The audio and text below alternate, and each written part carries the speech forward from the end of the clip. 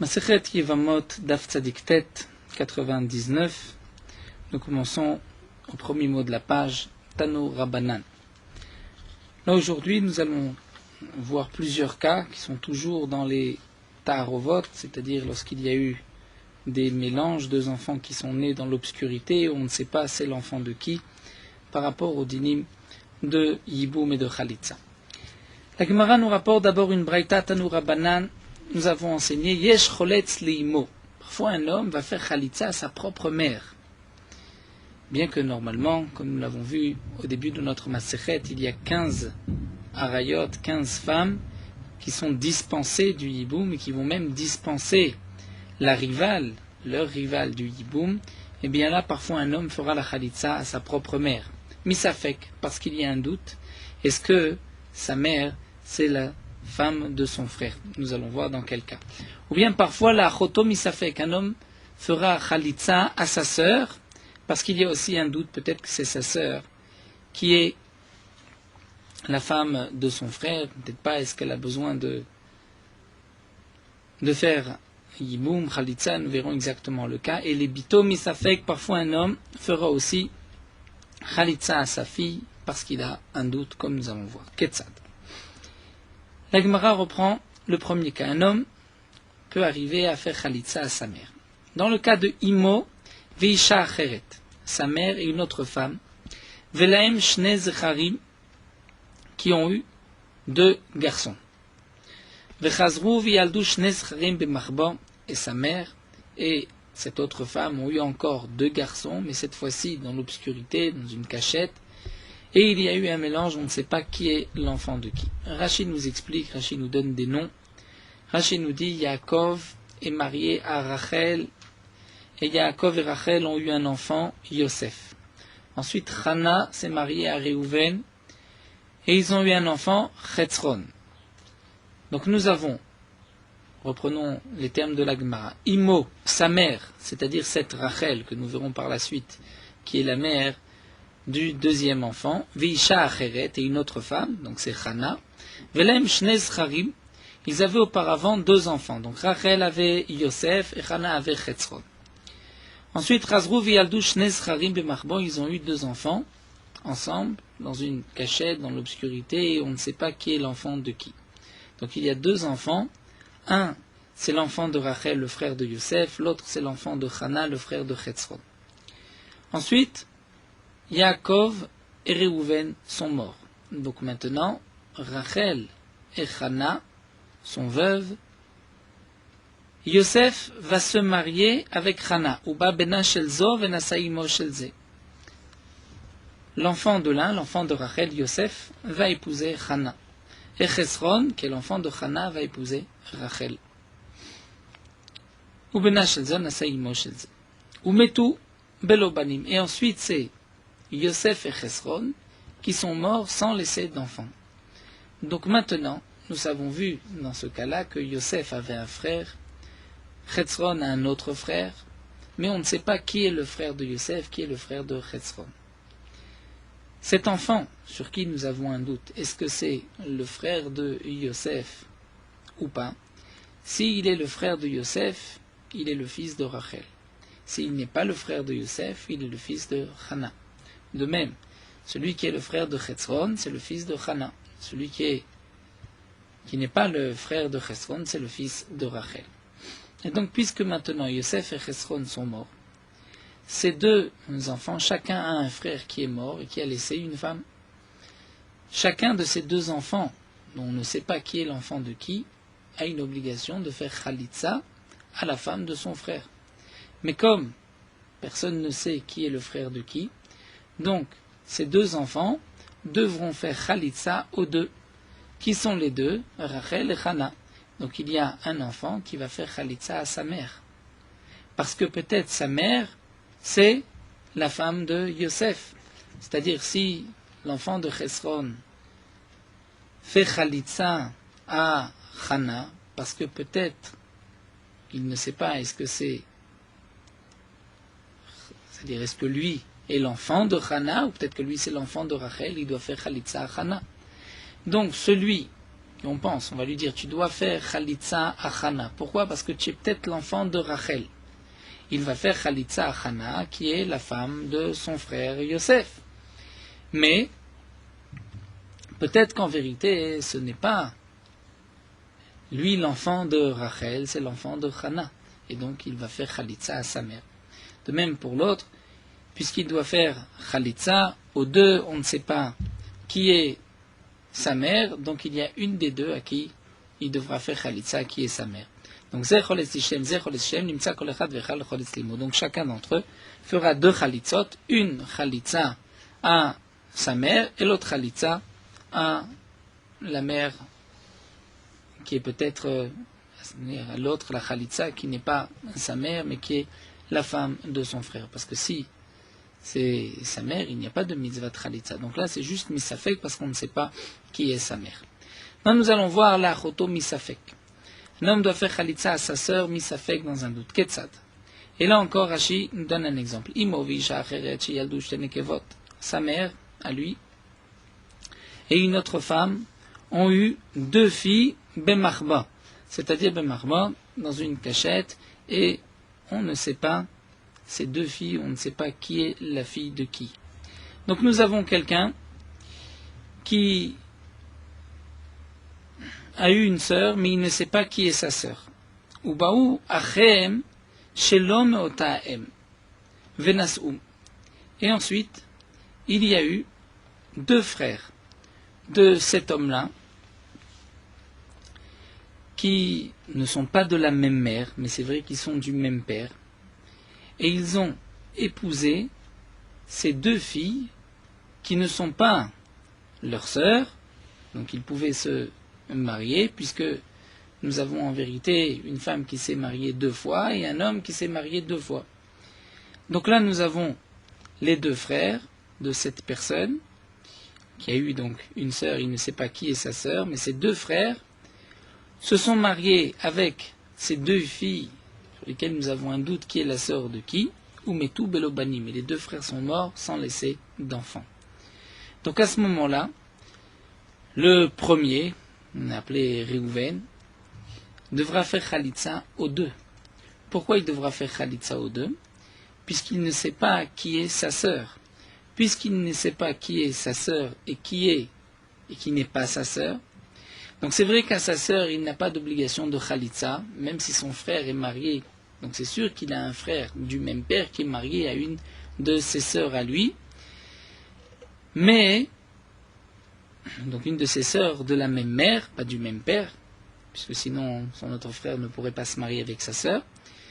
Donc maintenant nous avons cet homme-là à qui on va lui dire tu dois faire Khalitsa aux deux filles, puisqu'il y en a une qui est ta sœur, c'est vrai, mais peut-être que celle à qui tu feras Khalitsa, ce n'est pas ta sœur, c'est la femme de ton frère. Et comme tes deux frères ont épousé ces deux filles-là, donc tu es bien obligé de faire Khalitsa aux deux filles, bien que tu ne sais pas qui est ta sœur et qui n'a pas besoin de Khalitsa, et qui est l'autre, la femme de ton frère. Donc il fera Khalitsa aux deux, Nimtsa Choletz Lachoto Misafek. Donc il fera la Khalitsa à sa sœur Misafek dans le doute. Parce que c'est son demi-frère du côté de son père, mais pas du côté de sa mère. Et lui, il a eu une demi-sœur du côté de sa mère. Le dernier cas, les bito misafek. Un homme parfois fera Khalitsa à sa fille dans le doute. Ketzad. Ishto veisha acheret sheyaldu shte nekevot. Nous avons un homme qu'on va appeler Réhouven. Sa femme et une autre femme ont eu deux filles. Sheyaldu shte nekevot b'machba, dans une cachette. Et donc les deux filles, on ne sait pas les reconnaître. Ou Baou Achem, et ensuite Baou Achem, leur frère. Et plutôt d'après Rashi, d'après la deuxième girsa de Rashi, on devra dire ou Baou Echav, ses frères à lui, c'est-à-dire les frères à cet homme-là, et eux, Venas'oum, ont épousé les deux filles. Donc il y en a un en vérité qui a épousé sa nièce. On a le droit d'épouser sa nièce. Ou Metou Belobanim. Et ils sont morts sans laisser d'enfants, les deux frères à ce Réhouven. Eh bien, ce Réhouven devra faire Khalitsa aux deux femmes de ses frères. C'est vrai que parmi ces deux femmes, il y en a une qui est sa fille, mais il ne sait pas qui est sa fille, donc il fera Khalitsa aux deux, Ze choletz lebito misafek, ze choletz lebito misafek. Donc on verra que là, il devra faire chalitza à sa fille misafek, et il fera aussi donc chalitza à la deuxième misafek. Donc c'est vrai que là il y a une répétition, mais ça dépend des girsot de Rashi. Donc on va garder la dernière explication de Rashi, où là nous avons un cas où cet homme-là fera chalitza aux deux femmes de ses frères. Mais c'est vrai que parmi ces deux femmes, il y en a une qui est sa fille, donc il fera chalitza aux deux. Voici un homme qui fait chalitza à sa fille. Tanya, il y a Rabbi Meir Omer. Rabbi Meir nous enseigne, là aussi nous avons dans notre Gemara des cas particuliers. Rabbi Meir nous dit, Ish ve'isha, un homme et une femme, pa'amim, shemolidim, chamesh, umot. Parfois, ils peuvent mettre au monde 5 nations. Comment ça? Ketzat. Israël, shelakach, eved, ve'shifra, minashuk. Un Israël, un juif, a acheté une servante et un esclave, donc des Kenaanim, minashuk au marché. Velaim shne banim, ils avaient déjà, cet esclave et cette servante, 2 enfants, mais lui n'a pas acheté les 2 enfants, et ce n'est pas parce qu'il a acheté les parents qu'il a acquis les 2 enfants. Donc lui est propriétaire du père et de la mère, venit gayer echad mem, et un de ces 2 enfants s'est converti. Donc nous avons maintenant nimtza echad ger vechad oved kochavim. Les parents, Eved et Shifra, ont mis au monde un converti et un non-juif, puisque ce non-juif, c'est-à-dire l'autre enfant, ne s'est pas converti, il reste non-juif. Id bilam leshem avdut. Si ensuite le Israël, le propriétaire, qui a acheté ce Eved et cette Shifra, donc un esclave, une servante, les a trempés dans un mikvé, pour les convertir, pour le début de la conversion en tant qu'esclaves. Feniskeku zelazé, et ils ont eu ensuite un enfant. Donc cet enfant sera un esclave, puisque l'enfant d'une servante avec un esclave, c'est un esclave. Donc là maintenant, ce couple non-juif esclave ont maintenant mis au monde guerre, un converti, Oved Kravim, un non-juif, et maintenant un 3e enfant qui est Eved, qui est esclave. Ensuite, Shicher et Ashifra. Le propriétaire, le Israël, a libéré sa Shifra, sa servante. Il lui a donné un acte de libération. Oba Léa Eved, et l'esclave, son mari, mais qui est resté lui esclave, a eu un enfant avec cette Shifra. Avec un guerre, maintenant, nous avons un 4e enfant, et nous avons guerre, un converti, Oved Kravim, un non-juif, un Eved, et le 4e enfant maintenant est Mamzer, comme nous allons voir, puisque un esclave qui a une relation avec une Bat Israël est considéré comme Mamzer d'après ce Mandéama. Shicher Shneem, si ensuite le propriétaire a libéré les deux, Vissian les Zelazé, il les a mariés les deux, l'esclave et la servante, donc maintenant un mariage de juifs, puisqu'ils se sont maintenant convertis à part entière, Arekan, donc maintenant ce couple a mis au monde, guerre, un converti, Oved Kravim, un non-juif, Eved, un esclave, ou Mamzer, un Mamzer, Ve Israël, le Israël après la conversion, après le Shiro. Et la Gemara nous dit, Maï Kamashwan Kel le Chidouche. Ce qu'on nous apprend, c'est que le Oved Kravim Vebed Abat Israël Avlad Mamzer. Que le Eved, donc, qui a une relation avec une Bat Israël, puisque sa femme, la Shifra, avait été libérée. Donc l'enfant est un Mamzer. Donc voici un autre cas où nous avons, cas assez particulier, où nous avons 5 enfants du même couple, et 5 enfants, les 5 ont un statut différent. Tanura Banan, la Gemara continue, avec, si on peut dire, une énigme.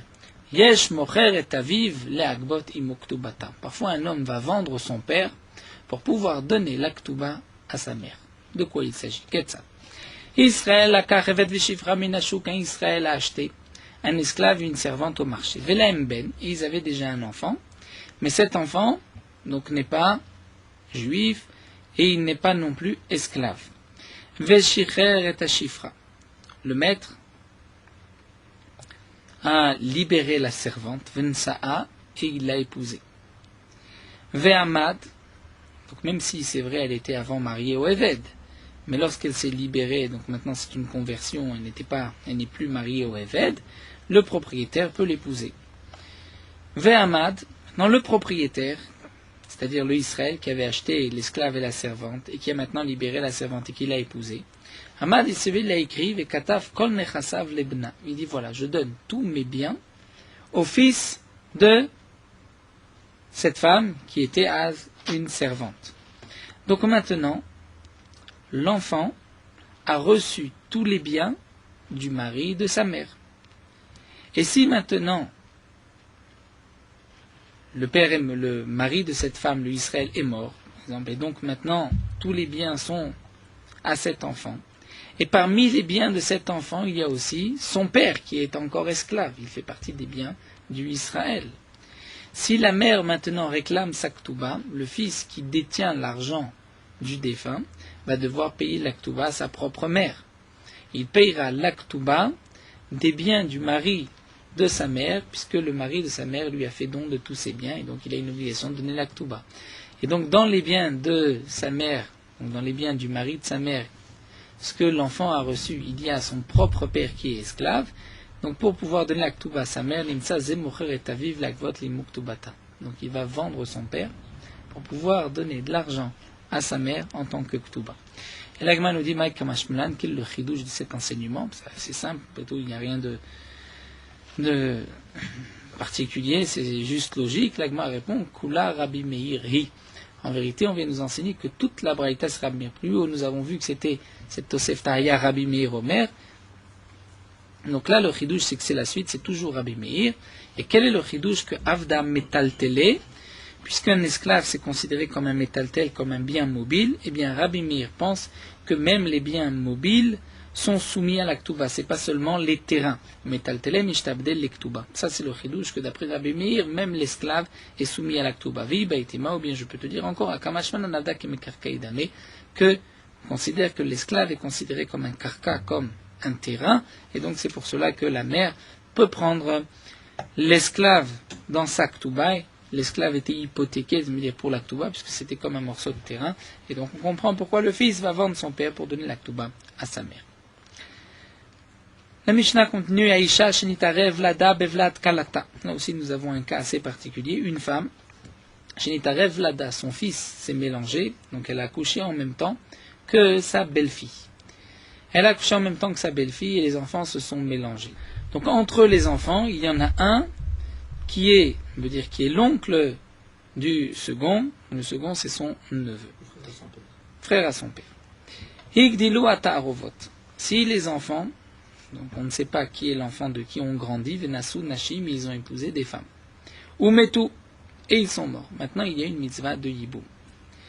Et puisqu'il y a une mitzvah de yiboum, donc on va dire que la belle-fille avait eu d'autres enfants, et cette femme, la mère, avait eu aussi d'autres enfants. Donc maintenant, les frères devront faire Khalitza ou Yiboum. Donc on va dire ainsi. Bene Akala, les enfants de la belle-fille, ce qu'on sait, on sait que ce sont les enfants de la belle-fille, devront faire Khalitza à leur belle-sœur.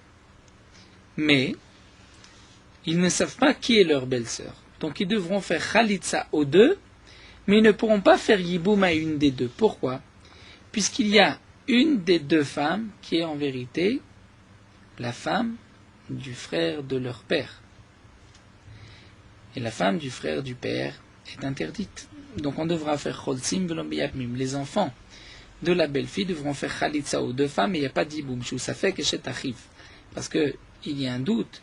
Peut-être que c'est effectivement la femme de son frère, mais peut-être ça fait que chez Achi Aviv, que c'est la femme du frère de son père qui est interdite, il n'y a pas d'Iboum. Mais Bnei Azekena, les enfants de la mère, de la grand-mère, si on veut dire, eux, Ochotsim Obiyabmi, pourront faire Khalitza ou Yiboum. Pourquoi? Mimanafshach. Ça fait que chez Achiv, Ve Eshet Ben Achiv, il y a un doute, peut-être que c'est la femme de leur frère, ou au pire, c'est la femme du fils de leur frère. La femme du fils de leur frère n'est pas interdite, donc bien sûr elle devra avoir Khalitza, donc les autres devront faire Khalitza, donc ils feront Khalitza à une, et ensuite ils pourront, donc les Bnei Kala feront d'abord Khalitza, et ensuite eux pourront faire ou Khalitza ou Yiboum, puisque au pire, il y a doute où c'est la femme de leur frère, ou c'est la femme du fils de leur frère qui est permise. Mais tout à Ksherim, si ceux qui sont kshérim, la Gemara s'étonnera sur le terme kshérim, ça veut dire que ceux qui sont à Arovot, où il y a un mélange, ne sont pas kshérim, ils sont kashers, seulement on ne sait pas qui ils sont. Alors la Gemara expliquera, mais toi kshérim, c'est-à-dire avadaim, ceux, on sait que, on est sûr que ce sont les enfants de l'un, c'est-à-dire les frères qui sont nés par la suite, ou qui sont nés avant. Mais toi kshérim, hata Arovot, donc maintenant les femmes de ces kshérim, de ceux des enfants des autres enfants de la belle-fille ou des autres enfants de la mère, si eux se sont mariés et ensuite sont morts, donc Ataharovot, Libne Azekena, Cholsim Velomeyabmi, les enfants qui ont maintenant l'obligation de faire Yiboum ou Khalitsa, c'est les enfants de la Tarovet, où il y a un mélange, on ne sait pas qui est l'enfant de qui. Donc les Tarovot, eux feront Libne Azekena, c'est-à-dire aux femmes des enfants de la grand-mère, ils feront Khalitsa et pas Yiboum. Pourquoi? Puisqu'il y a un doute, ça fait qu'Eshet Achiv, peut-être qu'effectivement c'est la femme de leur frère, mais peut-être c'est aussi Eshet Achiv, la femme du frère de leur père, si ce n'est pas la bonne à qui ils feront Yiboum. Dans l'Ibné Akala, mais par rapport au Bné Akala, c'est-à-dire que maintenant les Tarovot, le mélange les deux où il y a un doute, lorsqu'on regarde par rapport aux enfants de la belle-fille, c'est-à-dire aux femmes des enfants de la belle-fille, il y a un Chat Choletz Vechad Miyabem. Un fera Khalitsa, l'autre Yiboum, puisque Mimanafshar, c'est ou sa belle-sœur, ou bien c'est la femme, comme nous l'avons vu, la femme du fils de son frère qui n'est pas interdite. Pour ne pas perdre le fil avec le prochain cas qui est une nouvelle Sougia, nous allons immédiatement étudier quelques lignes dans la Gemara sur ce premier passage. Donc la Gemara reprend Metu Aksherim. Regardons dans Amoudbet, on commence à la Gemara, Metu Aksherim. La Gemara demande la Anach Mishum de Arev Lu Avelu Psulim. La Gemara s'étonne, comme nous l'avons dit, sur le terme Ksherim, ils sont cachers. Demande la Gemara pourquoi? Parce que eux, ils se sont mélangés, donc c'est pour cela qu'ils sont maintenant Psulim, ils sont cachers. Amar Rav Papa Ima Umetu Avaddaim. Dire Rav Papa, il faut dire Umetu Avaddaim, c'est-à-dire ceux sur qui on est sûr qui est l'enfant de qui, c'est eux qui sont morts. Et donc là, on a vu que l'Ibn Kala Echad Choletz Vechad Miyabem, et la Gemara dit, mais attention, Dafka Michlat Zadar Yiboum. Il faut d'abord faire Khalitsa et après Yiboum. Mais on ne peut pas faire Yiboum à une Berechalot et Kapagab et Yebam Alashou. Peut-être que c'est la Yebam Alashou, peut-être que c'est celle qui devait recevoir Yiboum, mais pas de celui-là, mais de l'autre, puisque on ne sait pas qui est le véritable frère. Et donc, il faudra d'abord faire Khalitsa et ensuite Yiboum. Donc, quand on a fait Khalitsa, ou bien lorsqu'il fait Yiboum, il accomplit vraiment le Yiboum, ou bien à ce moment-là, il recevra donc une femme qui a reçu la Khalitsa du beau-frère, et donc à ce moment-là, elle lui est permise. On reprend la Mishnah. Kohenet shenitarav lada bevlat shifrata. Une Kohenet, une femme Kohen, son fils s'est mélangé avec le fils de sa servante. Harelu ochlim bat teruma. Eh bien, les deux enfants pourront manger de la teruma, puisque le fils d'une Kohenet, un Kohen, peut manger de la terouma. Bien sûr, si elle était mariée à un Kohen, sa mère. Et la servante, le fils de la servante, peut aussi manger de la terouma, puisqu'un Kohen peut donner à manger à sa servante, au fils de sa servante, donc à son serviteur de la terouma. Seulement, cholkim chelek echad begoren. Ils ne recevront chelek echad qu'une seule partie begoren dans la grange. Nous verrons ce que cela signifie dans la Gemara. Qu'est-ce qu'ils recevront? Quelle est la trouma qu'ils recevront? Puisque maintenant il y a un doute sur ces deux enfants. Un est Kohen, l'autre est esclave d'un Kohen. Enal metam lametim, ils ne pourront pas se rendre impurs pour un mort, puisqu'il y en a un des deux qui est Kohen. Venal nasim nashim, ils ne pourront pas épouser aucune femme. Ben kshirot, ben psulot, ils ne pourront ni épouser des femmes kshirot, puisqu'il y en a un parmi eux qui est esclave, ni des psulot, une servante, puisqu'il y en a un parmi eux qui est Israël, qui est Kohen. Higdilu ataharovot, si les enfants, donc du mélange, ceux qu'on ne sait pas qui est l'enfant de qui ont grandi, et ensuite ils ont la possibilité de se libérer l'un à l'autre, puisque lorsqu'ils vont grandir, ils deviendront maintenant propriétaires, dire l'un de l'autre, c'est-à-dire l'esclave devient la propriété du Kohen, dans le cas où bien sûr le père est aussi décédé. Donc il a hérité des biens de son père, donc il y en a un maintenant qui est esclave, et l'autre qui est son propriétaire. Eh bien, ils vont se libérer, ils vont se donner un acte de shichur mutuellement, et ainsi, nous avons maintenant un Kohen et un Yisraël converti. Et donc, à ce moment-là, nosim, nashim, ruyot, la keuna, ils pourront se marier avec des femmes qui sont permises au Kohanim, puisqu'il y en a un des deux qui est Kohen, donc ils ne pourront pas épouser des divorcés. Venal metam lametim, mais attention, ils ne pourront toujours pas se rendre impurs pour un mort, puisqu'il y en a un des deux qui est Kohen. Vein nitmeu, et si ils sont devenus impurs, enan sofrim arba, ils ne recevront pas malkout, comme pour tout Kohen, puisque chacun dira, pourquoi dois-je recevoir des coups? Moi, je ne suis pas le Kohen. Venan ochlim bat teruma, mais ils ne pourront pas manger de teruma, puisqu'il y en a un des deux qui n'est pas Cohen et qui a maintenant été affranchi, il n'est plus esclave, ils ont mangé, mais ils ne devront pas payer le capital et le chomesh, le 1/5, comme toute personne qui mange de la terouma, puisque chacun dira, moi j'ai mangé de la terouma, mais c'est moi le Cohen. Venan cholkim à la goren ne pourront pas recevoir aussi une part de terouma à la goren dans les granges, puisque celui qui a été libéré est maintenant Israël, donc il en a un des deux, donc nous on ne peut pas leur donner, puisqu'on va dire il y en a un parmi vous qui n'est pas Cohen. Mais eux à chaque fois pourront bénéficier du doute, puisqu'ils ne payeront pas à Keren Vachomesh, ils vont dire peut-être que c'est moi le Cohen. Ou Mochim et Tatrouma Vadamim Shelaim. Si eux ont une récolte et vont devoir prélever la terouma, eh bien puisqu'il y en a un qui est Cohen, une fois qu'il a prélevé la terouma, il peut vendre cette terouma à un autre Cohen. Chacun dira, mais c'est moi le Cohen, et donc je vais vendre cette terouma à un autre Cohen et je vais garder l'argent. Bien sûr, eux ne pourront pas manger de terouma, puisqu'il y en a un des deux qui n'est pas Cohen. Mais malgré tout, chacun peut dire, moi je suis Cohen, donc pourquoi vous allez m'enlever, pourquoi vais-je donner la terouma à un autre? Je garde la terouma, je vais la vendre et l'argent est pour moi. Venan cholkim bekodesh hamikdash ne recevront pas de part dans les korbanot. Rashi nous dit comme par exemple les pots des korbanot. Nous allons prendre la deuxième explication, dernière explication de Rashi, puisque Rashi retient cette dernière explication et nous dit ainsi que signifie notnim lahem kodashim. On ne leur donnera pas de kodashim, c'est-à-dire on ne leur donnera pas de bechor, de premier-né, puisque lorsqu'un homme a un premier-né, il doit le donner au Kohen. De même pour les charamim, les dons de charamim, c'est au Kohen.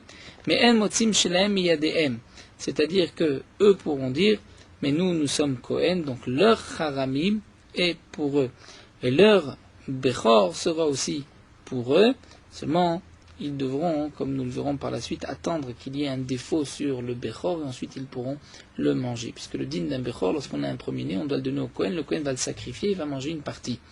Donc si un des deux n'est pas Kohen, on ne peut pas lui donner le bechor, il ne pourra pas manger ce bechor. Mais il devra attendre que le bechor ait un défaut, et à ce moment-là, c'est normalement le Kohen qui l'égorge et qui peut le manger, mais il n'y a plus de kedusha, il y a simplement une question d'argent, à qui appartient le bechor. Donc une fois qu'il y a eu un défaut et qu'on va le vendre, on peut l'égorger, là chacun peut dire c'est moi le Kohen, donc je garde l'argent, celui qui veut me sortir cet argent, à lui d'apporter une preuve que ce n'est pas moi le Kohen. Donc dans leurs bêtes, ils sont dispensés du don qu'on doit faire au Kohen, donner le bras, les joues et la panse. Le Bechor, premier-né, devra attendre jusqu'à ce qu'il y ait un défaut, c'est-à-dire lorsque un des deux ici, des Tarovot, a un premier-né dans son troupeau, il devra attendre et ensuite il pourra le consommer. Et donc on leur donne les chumrot des Kohanim, les chumrot d'Israël, la Gemara expliquera. Donc nous avons vu ici que lorsqu'il y a un doute sur deux enfants, un est Kohen, l'autre ne l'est pas, donc à chaque fois on devrait être mahmir pour ne pas qu'il y ait d'interdiction. Donc on va être mahmir, on va dire peut-être que chacun d'entre eux est Kohen, mais pour tout ce qui est question d'argent, on va appliquer le principe de Hamotzi Mechavero à la Varaya, et donc chacun peut dire c'est moi qui est Kohen. Non, nous allons reprendre, donc là nous avons déjà étudié quelques morceaux, quelques lignes. Nous reprenons à la fin de la 5e ligne de la Gemara, Kohenet Shnitarev. Donc là la Gemara reprend, nous avons vu que s'il y a une Kohenet, donc son enfant s'est mélangé avec le fils de la servante. C'est marqué, ils prendront Chelek Echad, Cholkim Chelek Echad. Demande la Gemara Chelek Echad Pshita. C'est évident que chacun prendra un Chelek. Rashi explique la question de Dagma, non pas Pshita, mais Chelek Echad Salkadatar. C'est-à-dire, est-ce qu'on comprend que chacun va recevoir une part, mais il y en a un des deux qui n'est pas Kohen. Ou Tosfot va lire Chelek Echad Pshita, c'est-à-dire c'est évident qu'on ne donnera qu'une part aux deux, puisqu'il y en a que un des deux qui est Kohen. Alors l'Agma nous dit Ima Chelek Ke'echad. C'est Chelek Ke'echad. C'est-à-dire, comment on doit comprendre la Mishnah, c'est qu'ils vont recevoir tous les deux une part ensemble. S'il y a un sans l'autre, on ne leur donnera pas de part de terouma, comme nous allons le voir, parce que si un des deux vient et réclame la terouma et dit regardez, Mima Nafshar, ou je suis Kohen ou je suis l'esclave d'un Kohen. Si je suis Kohen, vous devez me donner pour moi. Si je suis l'esclave d'un Kohen, donnez-moi pour mon maître. Bien là, on ne lui donnera pas. Pourquoi? Puisque, comme nous allons le voir, nous avons une halakha que lorsqu'on voit un Kohen recevoir de la terouma, une personne recevoir de la terouma, on peut ensuite témoigner que c'est un Kohen. Et donc, puisque c'est ce qu'on appelle, on est Maale ou Asuki Yorsin, Maale mi Ngoren le Yorsin, Maale mi Trouma le Yorsin, c'est-à-dire on va dire qu'il est aussi Miyuchas, c'est un Kohen. Donc là, dans ce cas-là, on ne pourra pas leur donner chacun séparément, mais seulement lorsqu'ils sont les deux ensemble, dit voilà, on vous donne maintenant une partie. Il y a un parmi vous qui est Kohen et l'autre est son esclave. Alors l'Agma nous dit donc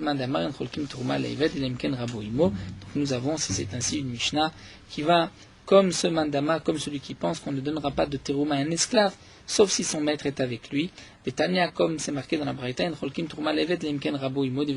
ne donnera pas, on ne partagera pas de terouma à un esclave, sauf si son maître est avec lui. Ce sont les paroles de Rabbi Yehuda, parce que d'après Rabbi Yehuda, comme l'Agma nous dira, lorsqu'on voyait une personne recevoir de la terouma, on disait c'est sûr c'est un Kohen, on était malé les Yorsim, ensuite même il pouvait être considéré comme Kohen. Mais Rabbi Yossé nous dit, Yachol, chez Yomar, il peut dire, Im Kohen anit nuli bishvil atmi, ved Kohen anit nuli bishvil Rabbi. Rabbi Yossé dit que non, on pourra lui donner, puisque Miman Afshar, il va dire, si je suis Kohen, donnez-moi pour moi, si je suis esclave, donnez-moi pour mon maître. Et la Gemara précise que Bimkomo, chez Rabbi Yehuda, Yumalim itruma le Yorsim, que à l'endroit dans la vie de Rabbi Yehuda, lorsqu'on voyait quelqu'un recevoir de la terouma, donc on lui donnait le statut de Kohen, donc il était Miyuchaz, d'après Rabbi Yossé, dans son endroit, on ne montait pas parce qu'on avait vu quelqu'un recevoir de la terouma, les Yorsim. Et donc Rashi précise bien, ce n'est pas lorsqu'on voyait quelqu'un manger de la terouma, puisque même un esclave peut manger de la terouma, mais c'est lorsqu'on voyait quelqu'un recevoir de la terouma. Donc la marloquette, est-ce qu'on reçoit, est-ce qu'on peut donner de la terouma à un esclave? Ça dépend, est-ce qu'on tient compte de ce don de terouma comme preuve que c'est véritablement un Kohen. Et la Gemara nous raconte, nous terminons avec ce passage-là, Tanya Amar Rabbi Elazar bar Tzadok, Rabbi Elazar bar Tzadok a dit, Miyamai de ma vie, lo eddate la edut achat. Je n'ai témoigné qu'un seul témoignage, ve'alou eved la keuna alpi. Et à cause de moi, si on peut dire, eh bien, on a monté un esclave, on l'a considéré comme Kohen. La Gemara dit, juste tout de suite, la Gemara coupe et demande, est-ce que tu peux imaginer qu'à cause de son témoignage, on a effectivement fait une telle erreur et on a donné le statut d'un Kohen à une personne qui était en vérité un esclave, mais si déjà Ashta Bemtam chez Tzadikim Makadosh Baruch Hu Mevit Akala Al Yadan, Tzadikim Atzman Lochol Shken, c'est déjà pour une bête d'un tzadik, comme Rashi nous rappelle, l'âne de Rabbi Pinchas ben Yair, Akadosh Baruch Hu n'envoie pas d'obstacle, même à cause de l'âne de Rabbi Shimon, même à cause de l'âne de Rabbi Pinchas ben Yair. C'était l'âne qui n'avait pas voulu manger un aliment interdit, donc à plus forte raison que le tzadikim atzmam lo choshken qu'Akadosh Baruch Hu ne leur enverra pas de takala.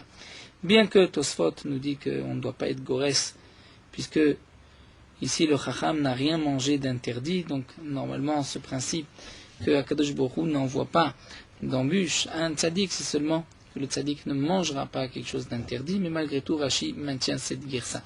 En tout cas, l'Agma reprend, et la ima bikshu la aloteve de la keuna. Puis voici ce que Rabbi Elazar bar Tzadok a dit, j'ai voulu une fois témoigner, et à cause de mon témoignage, on a presque déclaré un esclave Kohen. Comment ça? Chaza be'atre de Rabbi Yossé, ve'azal vasid be'atre de Rabbi Yehuda. Il avait vu une personne recevoir de la terouma dans la ville de Rabbi Yossé, et il a été ensuite témoigné dans la ville de Rabbi Yehuda, et dire, j'ai vu cet homme-là qui a reçu de la terouma. Donc dans la ville de Rabbi Yehuda, lorsqu'ils ont entendu ce témoignage, ils ont dit, tiens, s'il a reçu de la terouma, c'est que certainement c'est un Kohen, puisque chez nous, on ne donne pas de terouma à un esclave si le maître n'est pas là. Mais en vérité, il avait vu cela dans la ville de Rabbi Yossé, puisque on n'acceptait pas de tels témoignages, donc on pouvait donner, puisqu'on n'agissait pas en fonction d'un tel témoignage, même lorsque quelqu'un même lorsque quelqu'un recevait de la terouma, on ne le considérait pas comme Kohen, donc là-bas on donnait de la terouma même à un esclave, et donc c'est ce que nous dit ici la Gemara. Lui il avait vu dans la ville comme, où on se conduisait comme Rabbi Yossé, il a été témoigné dans une ville où on faisait comme Rabbi Yehuda, donc presque un esclave aurait été reçu le statut de Kohen, ce qui, a priori, n'a pas été fait par la suite. Donc voilà, nous allons nous arrêter ici, Tanoura Rabbanan, Morot Halacha Daf Tzadik Tet. Donc à la suite de ce que nous avons vu hier, si quelqu'un a enlevé son talit bistama, c'est-à-dire il n'a pas pensé ne pas le remettre, il n'a pas pensé aussi le remettre, il l'a enlevé sans réfléchir. Alors à ce moment-là, tout dépend du din que nous allons voir, est-ce qu'il avait un talit katan ou pas. Si, lorsqu'il a enlevé son talit, il avait encore un autre tzitzit comme un talit katan, donc par exemple dans le cas où il enlève son talit gadol, mais il garde son talit katan, donc si ensuite il veut remettre son talit gadol, il n'a pas besoin de faire une bracha, étant donné qu'il n'a pas pensé explicitement qu'il ne veut pas remettre son talit gadol, il n'a pas pensé qu'il ne veut pas le remettre, juste c'était bistama, et puisqu'il a un talit katan, donc ça ne s'appelle pas un siachadat, il n'a pas détourné son attention de la mitzvah, et là, il n'a pas besoin de faire de bracha. Mais si, lorsqu'il a enlevé son talit, il ne pensait pas immédiatement le remettre, il ne pensait pas non plus le mettre de côté, mais s'il n'a pas de tzitzit, alors là, lorsqu'il décide ensuite de se vêtir de son talit gadol, là il devra faire une bracha, étant donné que lorsqu'il a enlevé son talit, et il n'avait plus de talit katan, il n'a pas pensé remettre immédiatement son talit, donc là certainement que c'est détourné de la mitzvah et il devra faire une bracha.